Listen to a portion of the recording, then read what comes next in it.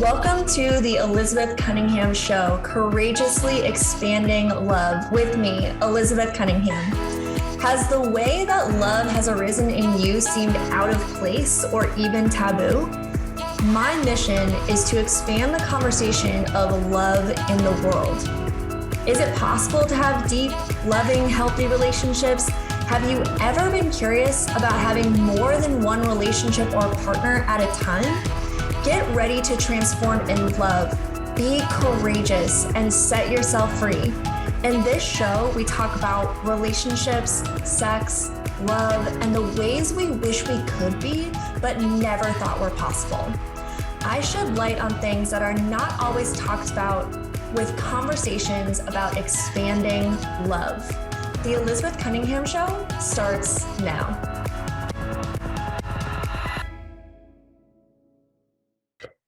Hi, welcome to the Elizabeth Cunningham Show. I am your host, Elizabeth Ann Cunningham, and I am so excited to bring you the show, to bring you these topics.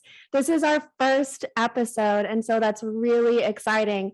And wouldn't you know it, first episode, and I have a head cold, and so you might hear my voice go in and out. I might get a little bit squeaky because why not have a head cold when you're starting a show? That sounds fun. So we're going to roll with it. And I'm so excited about this episode today. A little bit about how it's going to go. First of all, I'm going to have a guest today. Her name is Ann Moore, and we're going to talk about heart-centered kink. A little bit more about Ann and introducing her in a little bit here. But in our first section today, I'm really going to talk about, who am I? Like, who am I? Why should you tune into my show? And what is this show going to be about? What can you expect from these topics, from the show? What are we even going to talk about here? What does courageously expanding in love even mean? And so that's what we're going to talk about here in our first segment. And then we're going to bring in Ann and talk about heart-centered kink. And I just am bursting with excitement to bring her to you and to have just a juicy conversation. So to start off with, who am I? Who is Elizabeth Ann Cunningham? And what the heck is a love coach? What does that even mean? Like, people just make up their own job descriptions now. Like, what are we even doing here? So I'm a certified life coach, and I specialize in coaching people specifically in polyamorous and non-monogamous relationships. And I also specialize in coaching people. I'm an erotic blueprint coach, certified erotic blueprint coach. So I also specialize in coaching people inside of sex and eroticism as well. So I get that like, excuse me, again, little head cold. All right. So one of the reasons why I wanted to have this show is to really talk about topics in expanding love. And this is something that I've been doing for a very long time now. I've been working and studying inside of the field of sexuality and gender and relationships for 14 years. I have 2 degrees from the University of Kansas. And after I graduated, I actually worked with a domestic violence center for a while, and I gave talks and lectures around the community at the center, even at the University of Kansas, about what is domestic violence, what are unhealthy relationships, what can we do to prevent ourselves from getting into these types of relationships, or if you've been in those relationships, how do you get yourself out? And what I really realized was that, what we speak into the world and the words that we create expand what's possible. And I wanted to, as much as, talking about, getting out of abusive relationships is very needed, very helpful, and my former colleagues are doing amazing work. I wanted to start having conversations and really expanding into the world what's possible, what's actually out there, what is this whole world of love, sex, and relationships? It seems so conceptual and vast. And how can we bring more of that to the forefront? Because I really do believe what you speak about expands into the world. And so I wanted to really work my former colleagues out of a job so that people really already know how to explore their own sexuality, how to create relationships that are going to empower them, going to have everyone be fulfilled and happy. So for the past 7 years, I've been working inside of the field of transformational life coaching. And that really is, in a nutshell, having people be empowered to take action in their life. And the past 6 of those 7 years, I have been really expanding and coaching people inside of relationships, and specifically polyamorous relationships. And for those of you, we're not going to talk about polyamory. Maybe we'll talk about polyamory today. I don't know. We're going to find out with Ann in our heart-centered kink. Maybe we'll talk a little bit about polyamory. Again, so excited. Okay. So polyamory, poly means many, amory means love. And so polyamory just means many loves. And so one of the things that I do is I help people create relationships that might have more than 2 people in them. And inside of that, what comes is this beautiful cascade of learning new communication skills, learning about your own sexuality, learning about other sexuality, navigating through things like jealousy, heartbreak, upset, all of those things. But I don't want to make it into, like a daytime drama. I actually want to have people express these relationships in a way that's healthy and fulfilling for everyone. So that brings me to why this show? Why this show? So have you ever seen the documentary Happy? There's a documentary and it's just called Happy. And it is a study around the world, around the globe, of what makes people happy. What is the one thing that makes people happiest? And they studied people from literally around the globe, all walks of life. They had someone who was living in a tent in India. They had someone who was a stockbroker in France. They had people from Louisiana who were just hanging out in the bayou in Louisiana. They had literally people from all walks of life, all different classes, races, ages, different sexualities, different abilities, literally all walks of life. And the number one thing that they found that made people happiest was connected, fulfilling, and supportive relationships. That was the number one thing, no matter who you were, that if you had connected, fulfilling, and supportive relationships, that you ultimately were a pretty happy person. And it's this documentary, and alongside of the work that I do, that I really truly believe that if we are focusing on the love that we're sharing between others, the love that we have for ourselves, and our ability to connect with others, and our ability to cross the barriers when we aren't able to connect with others, is ultimately going to lead to the happiness of people, the happiness of you, the happiness of me, and the happiness of people in general. And so that, coupled along with, I just love talking about sex and sexuality. And there is so much shame and embarrassment and misinformation about sex and sexuality. And that part is so huge when we're talking about relationships, especially intimate relationships. And so you can't talk about, how to connect with others and have beautiful, intimate relationships without addressing this huge elephant in the room, which is sex and sexuality. And oftentimes we either don't address this huge elephant in the room, we pretend it's not there, or we make the elephant wrong. We're like, the elephant is gross. The elephant is shameful. The elephant shouldn't be here in the first place. And it ultimately tears and wears down at our own experience of ourselves and our ability to connect intimately with others, which I believe is what we ultimately want. And so this show is to talk about that elephant, to talk about sex and sexuality and what we're wanting to talk about. Some of us just sit in the room and we're like, but can we please talk about the elephant? I really want to talk about the elephant. The elephant is so good and happy, and there's something there for me. And so that is what we're here to do.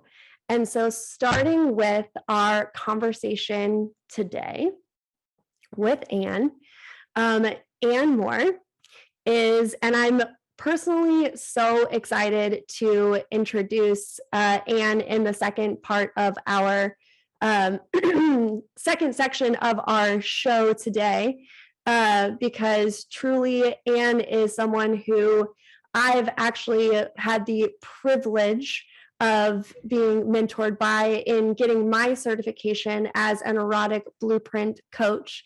And that is just one thing that Anne does in this world in talking about, excuse me. All right. I'm going to have to take a pause when talking about Anne.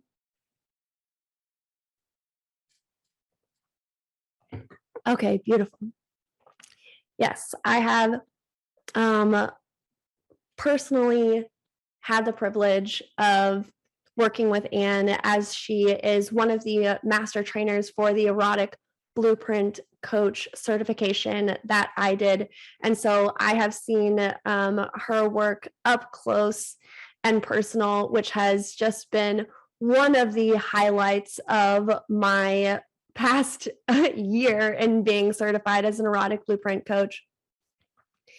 But Anne is really your go-to sexpert and relationship guide, and she helps couples and singles to create hot, satisfying sex and playful, pleasure-based, loving connection for a lifetime. She supports high-achieving humans in getting out of their heads and into their bodies for the kind of self-awareness, self-acceptance, and playful, mind-melting erotic adventures they've always dreamt about. She's an advanced erotic blueprints trainer, a conscious kink coach, which I'm sure we're going to talk about today, a somatic sexologist, polyam coach, and certified sexological body worker with over 30 years experience in mindful sexuality, intentional relationship design, embodiment, shibari erotic bondage, conscious movement, embodiment shamanism, and energetic expansion. Whew, she's amazing. She's coached and guided hundreds of couples in self-discovery, deeper communication, and erotic education and spiritual evolution. And I am so honored and privileged that she said yes to being on my first episode. What a treat. What a treat that this amazing human is going to be on my first episode. So I cannot wait to bring her on for you. That's what we're going to do in the second section of our show here. And we're going to talk about heart-centered kink with Anne Moore. So stick around and we will be right back.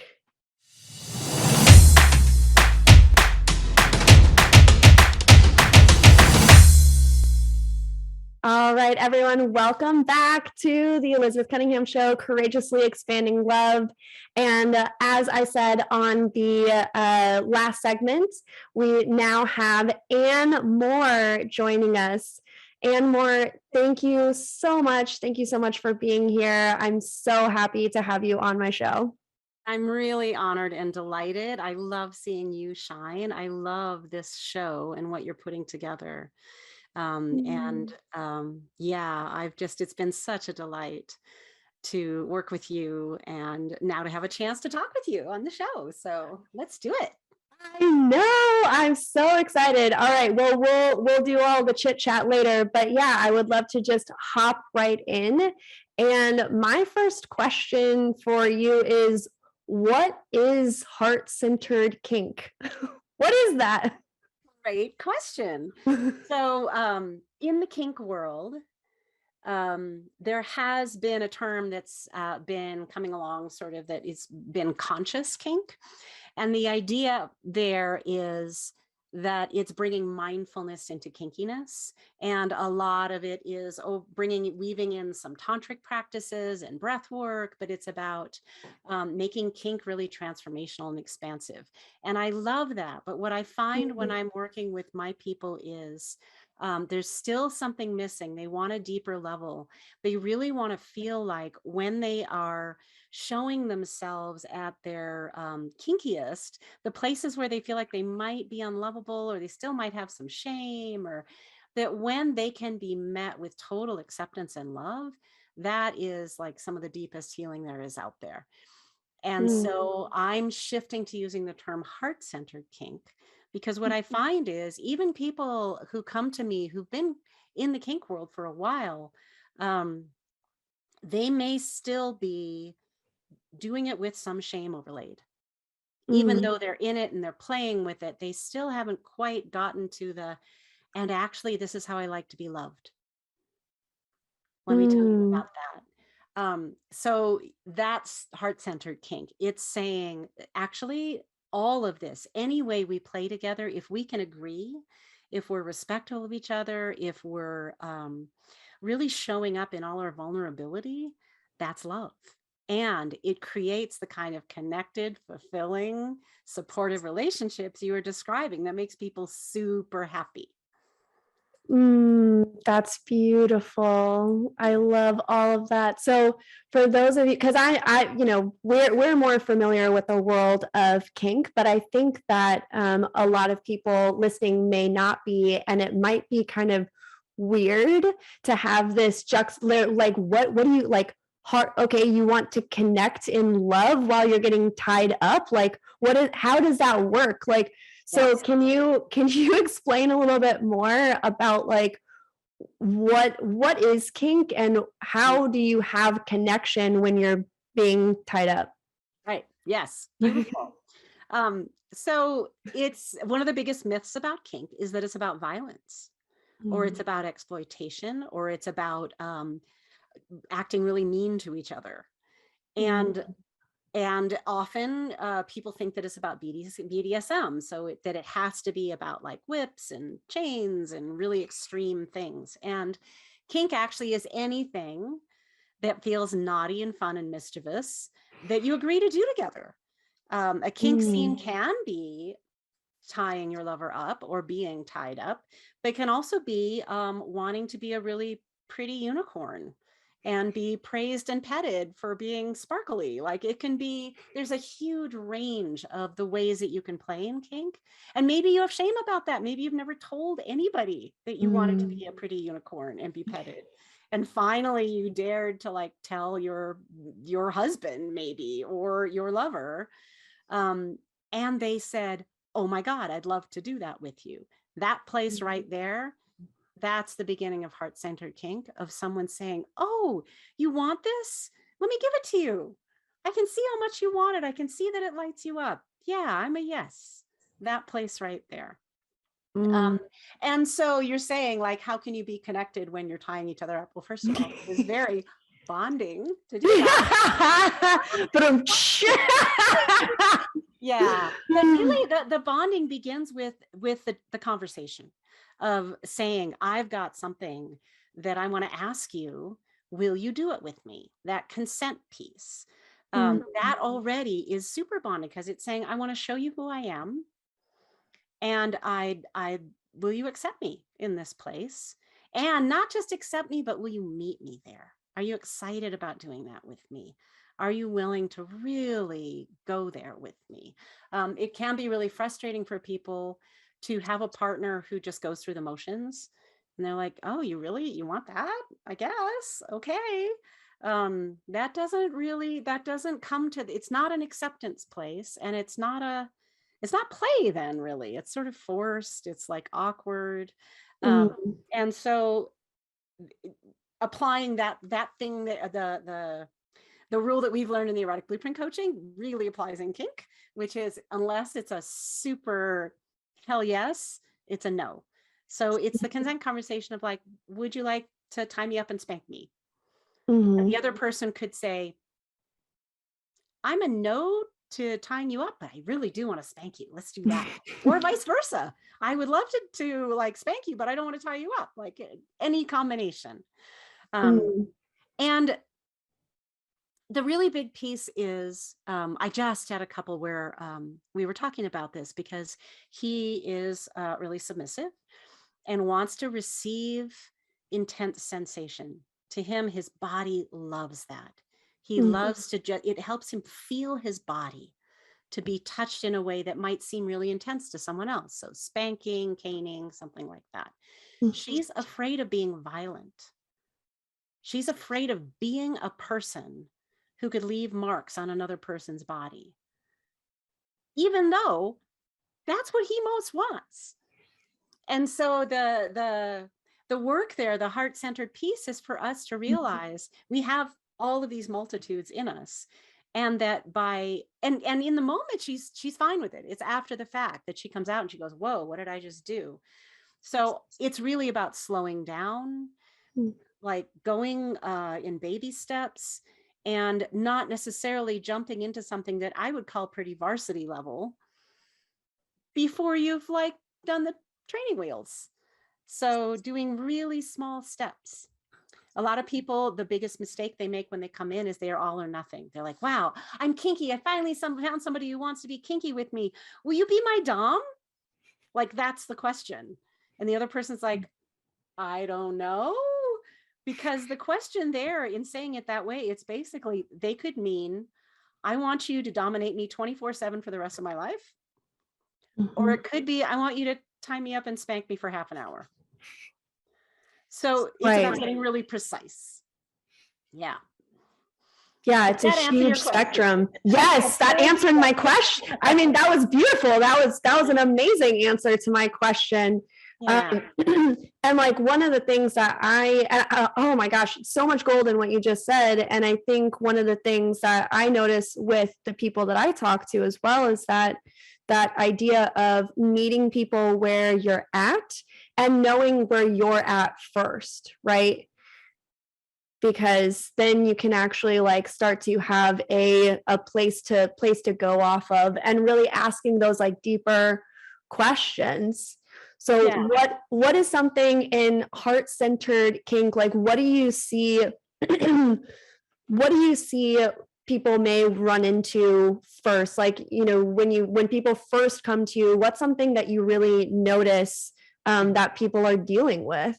Yeah. So I had a couple come for an immersion, for example. They're a married couple. They love each other like crazy. They have young kids. They're great parents. And they wanted to play in a kinky way together, but one of them was afraid. She was afraid, mostly because she'd been in a relationship before where there had been some like edgy play, but they never talked about it. It just happened. There was no consent. It went farther than she wanted. And she ended up feeling really, really not great about it. Like really, like it crossed her edges, and there was a lot to unpack. And it was something where this person was cheating on her. And so she was associating all of that with really not great relationship, like not security. So we took lots of extra time to make sure she felt really safe. But the biggest question that I asked is, so you want to play together? How do you want to feel when it's happening? How do you want to feel afterward? It doesn't actually matter what you do together. We can figure that out in a little bit, but how do you want to feel? How do you want to make each other feel? Let's go there first. And then we'll look at, do we want to use ropes? Do we want to use Velcro handcuffs? Do we want to use nothing at all and just words to Mm. create that feeling? I think that's so beautiful. Thank you for kind of spelling that out because that really does paint a whole picture of really kink is this whole world and there's so much to do and explore and play in. Like I love that you keep bringing this, play Yeah. into it, right? And that, what there really is to do and really think about like you said, I don't think that people think about that is how do you want to feel? What an amazing question. Yeah. How do you want to feel? How do you want this? And then we'll work out the play stuff later, but really having that starting point, that anchor point of how do you want to feel? Right. Wow. Like, do you want to feel like it's your first time, maybe? And so you want to feel really safe, but like there's a little bit of edge. Or do you want to feel like kind of terrified, but there's words where you can check in and make sure you're okay? Or do you want to feel like super rebellious and bratty and like, screw you, and just like completely wrestling and fighting, but you make sure that they're going to still hold you? Like, how do you want to feel? What's fun for you? And what feels, juicy, but also what brings out those shadow parts that you're, afraid are unlovable, where you can like play with Mm, them together. Yeah. I think it's mm. Dan Savage who calls it that role play and kink play. It's like cops and robbers for grown-ups with your pants off and adult sexual privilege. You're playing. You're You're playing. yeah. I love that. I love that. All right. Well, we're going to take a break. And on the next part, I'd love to explore a little bit more like what is this shadow side that people deal with? Mhm. Because people really do have, shadows and things that come up for them inside of this world. And so after our break, we're going to share about that a little bit more.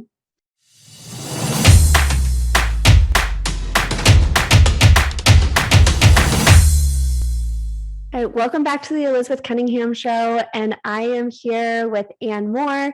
On our last segment, we talked about, what is heart-centered kink? How can people be heart-centered and really play with one another? And that's really what we got out of the last section is that you can play, you can meet each other where you're at, and you can really start to have these deep consent conversations that build trust and again that heart-centeredness that you can have in kink. Now that we're back, we're going to talk about what are the shadow sides to kink. That was something that you mentioned right before break, and I'm curious, what are the shadow sides to kink? What do people deal with? Thanks. Great question. So the shadow sides in kink are actually just the shadow sides in all of sexuality. It's the place where we come up against our desires and saying them out loud, actually owning them first, going, wow, I really do want that. My body really does like this. I'm going to ask somebody out. I'm going to value it. I'm not going to go like, oh, that's too weird. That's too yucky. I'm ashamed of that. I'm going to ask out loud for that. And then I'm going to receive it fully if someone's a yes. Like that's the whole arc. And the Mm, place where we get stuck is that second part. Sometimes it's the first part of like, I don't even know what I want. Usually when people say they don't know what they want, they do. They're just ashamed of it. mm, They've buried it, they've hidden it away. I was like this for many years where I had all these kinky fantasies of like being spanked and tied up, and I just thought that that was like wrong and dirty. And I also was convinced that that couldn't happen in a loving relationship. I thought that mm, could only happen with like messed up kind of dysfunctional relationships where it wasn't actually about building intimacy together, like maybe anonymous or just with someone who was like not available. That was mm. my idea. And part of that, I think, came from when I was a young teen. I remember borrowing. My mom had, she loved romance novels and she had all these like bodice ripper romance novels around. And yeah, there was romance, but every one of them had like hot sex scenes, or Right. at least hot, like super teasing, like power things where he's like storming away or she's like being bratty, or and they were super cisgender and they were super, monogamously centered, but they were really hot. And Mhm. and all of that tension, all of that excitement went away as soon as they figured out they were in love. Then it was like, everything's cool and calm.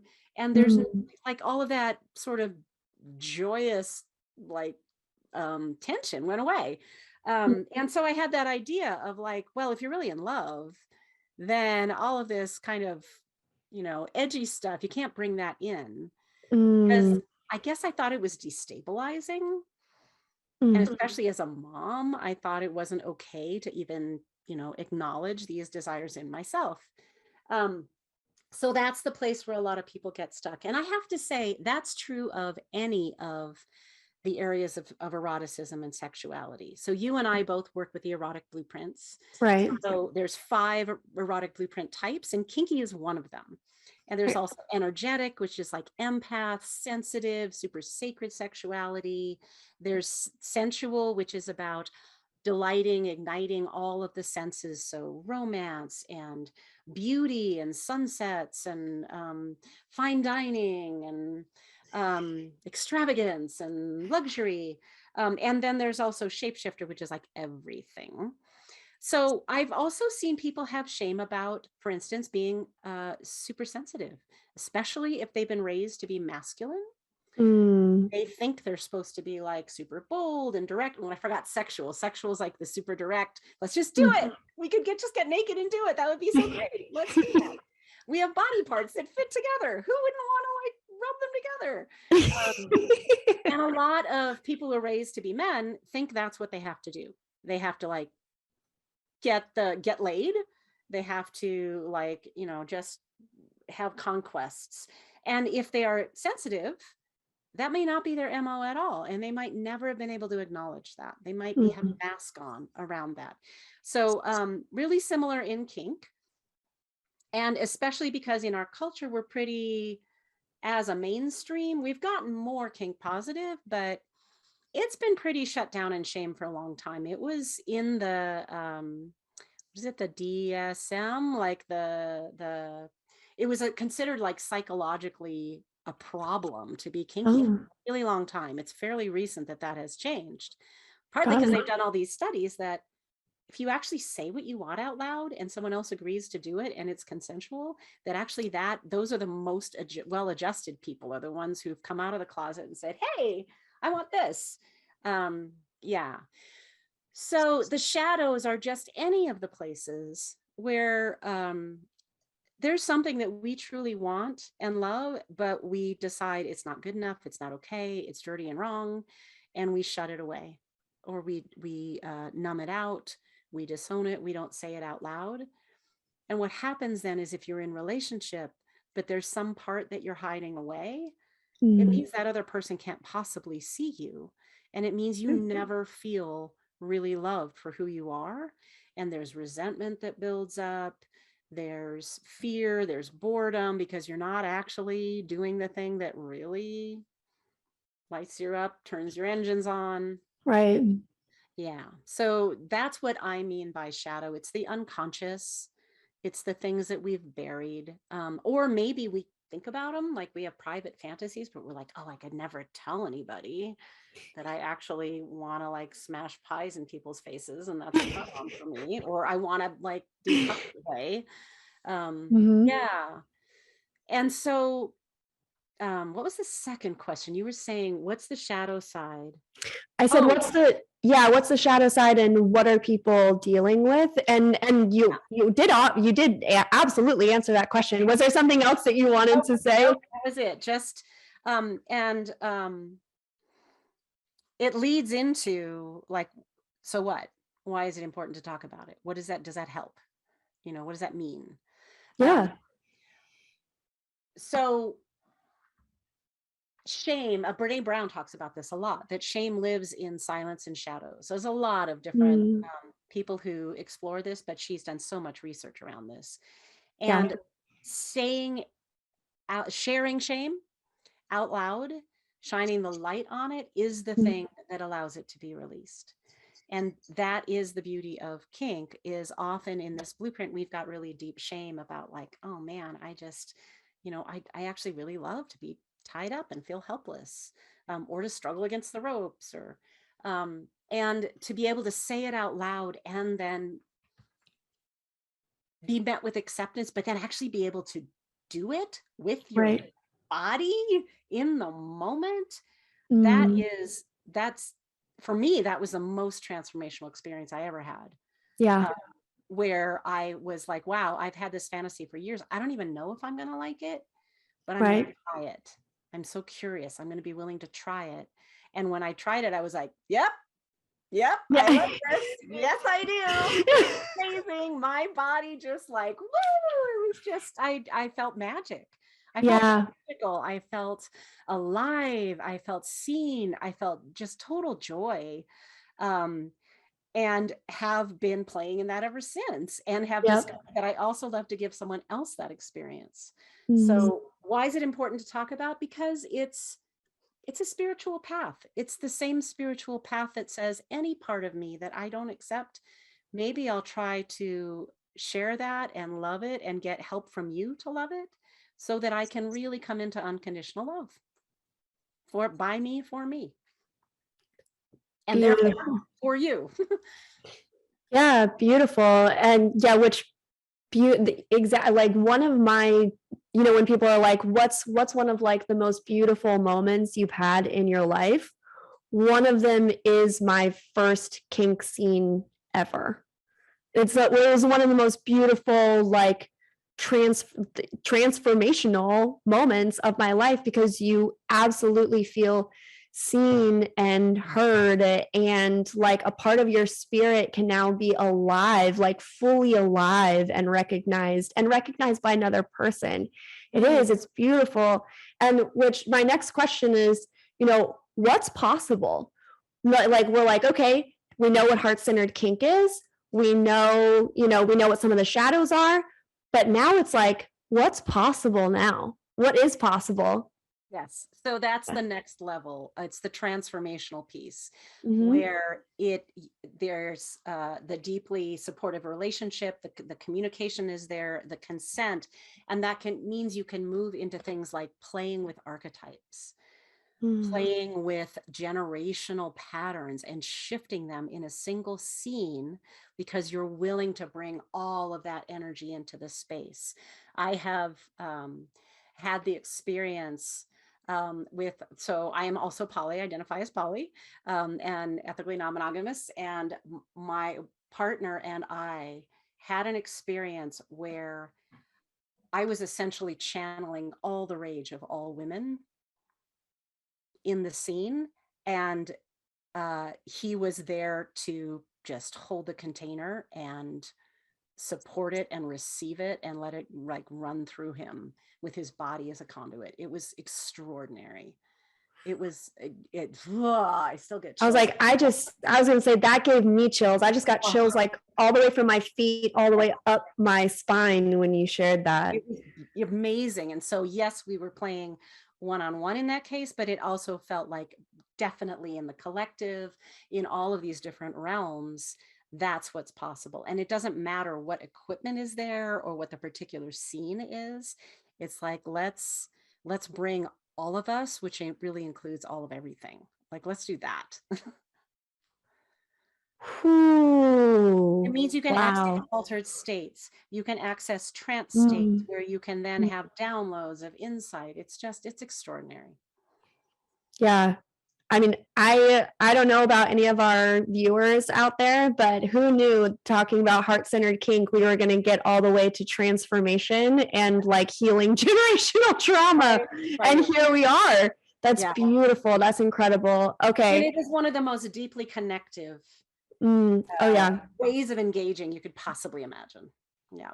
And I think it does also go to that creating that consent container, and that, that everything is out on the table, everything is talked about. You can bring your full self, because regardless of what you're doing, kink or something else, but if you're bringing your full self, something transformational is going to happen. And so, this is just a beautiful container to explore that. That's amazing. All right, we're going to go on another short break, and after the break, we're going to talk about, okay, we have all of these possibilities. So what now? Like, that's what we're going to talk about after the break. What now? Oh my gosh, so excited. All right, stick around. We'll see you in a second.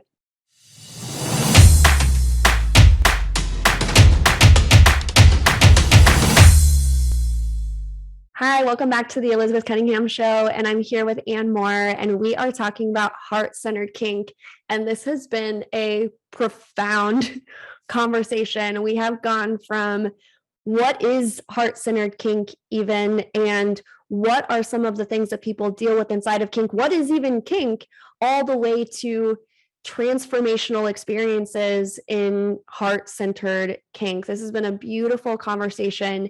And the question that I have for you is, if there is one thing, I know there's so much and you have so much knowledge, and this conversation has been so beautiful, but if there's one thing that you want the viewers to get from this show, what is that? From the show with you, what is that?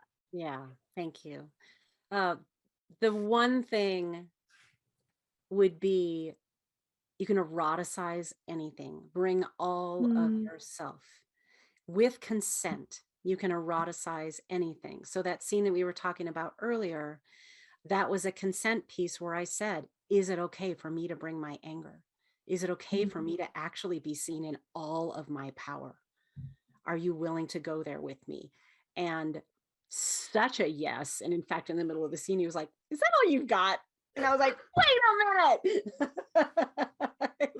Oh, that's so fun. So wonderful. But it showed me he was like completely down there giving permission. But like, you can have a kink scene, you can have a love scene, you can have an erotic exchange that's about grief. You can bring in insecurity, you can bring in any part of yourself. Those are those shadow pieces. Bring in all of you and say, hey, how can we play with our bodies with this? And move it through, and then can shift its alchemy into joy, pleasure, delight, laughter. And then you can shift right back into grief. It can all be there. You don't have to be in a good mood to do it. There's not a way. There's not a way that you need to be. There's no particular way you need to be. Be the way you are. Wow. What amazing permission. I really do. I really think that so many of us think that there's a way that we need to be. I mean, in general, like in life, but like definitely in sex. Oh yeah, like there's a way that you need to be. You know, if I'm gonna do kink, like there's a way that I need to be about it. You know, there's things I need to figure out here. And yeah, to just be like, no, you can actually just fully be you. Right. It's that shift from I'm not in the mood to here's the mood I'm in. What do you want to do with this? Oh, I love that so much. I can just like imagine my play partner watching this video being like, he's writing stuff down right now. I know it. All right. If there's one action that someone could take out of watching this show today, what would that be? That would be going back to the, how do you want to feel? And I would say apply that to any time you're with another human and you want to engage and play intimately together. How do you want to feel during, before, after? And then what would make that, what would create that? And also to get super clear about clear container, clear roles. How long are you going to do it? Who's going to do what to whom? How long is it going to happen? What do you need afterward to like unpack it? How do you set up the room? Like take time to prepare before you go into it. And actually, I guess that's this, there's two pieces. There's you can be anyway, but there's also, doesn't have to be spontaneous. Planning is awesome because then you have everything you want and need right there. And it's exactly the setting you want. Plan it ahead of time. Make sure you've got time, set it up. Yeah. I love that. And I think, and that's such a key point to make as well. There we go. Is that, yeah, it can still be fun if it's planned. Oh, I think, yes. yeah. In fact, it's more fun if it's fun. I agree. Right. Because then you've actually consented. You've actually consented to when, you've said when it's going to end, you know, it's not endless, all of that. Yeah. Right. And Yeah. then, of course, if you feel like you've planned it ahead of time and you show up and you're not in the mood, you can say, and here's the mood that I'm in. What do you want to do with that? Yeah. Yeah. How are we going to play? I mean, I think that that's like one of my biggest takeaways from talking to you today, Anne, has been really the permission to play. Like with whatever shows up. This is the mood that I'm in. This is how I'm feeling right now. This is what I've been thinking about. This is what I want. And instead of approaching it like, oh no, like, what are we going to do about that? It's like, oh, what are we going to do about that? Right. Right. And so it really is that like spin on like the play of it and the exploration of it and the talking, just saying, just allowing yourself, giving yourself permission to just say it. Right. And to be received. Yeah. And play to me means you can't get it wrong. Like kids in a sandbox, there's no wrong way to do it. So, you know, in sex, there's no wrong way to do it. Like it's permission to be awkward and clumsy and laugh and fart and just like be human, you know, and just like bring all of that and the joy of like, oh my God, we're just like these human animals in these bodies and yay. Yep. Oh my gosh, I just love that so much. It's so true though. It's so true. Oh my gosh. All right, and oh my gosh, this has been such an amazing conversation. Thank you for being on the show with me today. I'm almost disappointed that this conversation is now like coming to a conclusion. But what would you like to promote? What are you up to in the world? Thank you. So I want to offer for anyone who emails me, I've got a little guide, a guide to heart-centered kink, getting started. It's called How to Play in Kinky Ways with Nice People Like You. It's a little PDF. So my email is yes.annnemore@gmail.com. It's just 1 O. So it's like, oh, you know, you want more. So yes.annmore@gmail.com. And then you can also, if you already are like, oh my God, I really want to work with her, you can go to my website and apply to work with me in my private practice. And I do both remote coaching. I also do hands-on work as a sexological body worker and as a kink practitioner. So my website is yesandmore.com. And there's an apply now button, so you can apply there.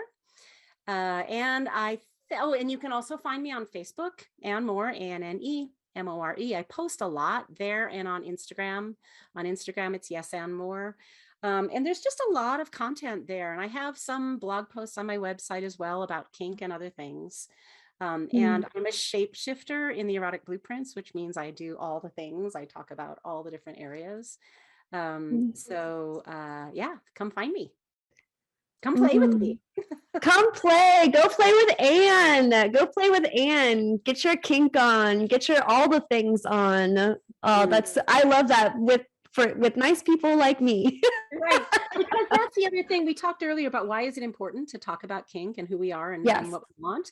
It's because there are so many more kinky people in your life than you think, because they all look like me and you. Right? Totally. We pay taxes, we walk our dogs, we have kids, and we love to be tied up or, whatever it is that we're into. Yeah. It is absolutely true. Us kinksters, we're everywhere. We are. And the more we talk about it and show up and step out of the closet, the more we can find each other and the more we can support each other. And the more we can support the people who are still stuck in the closet and the shadows and the shame.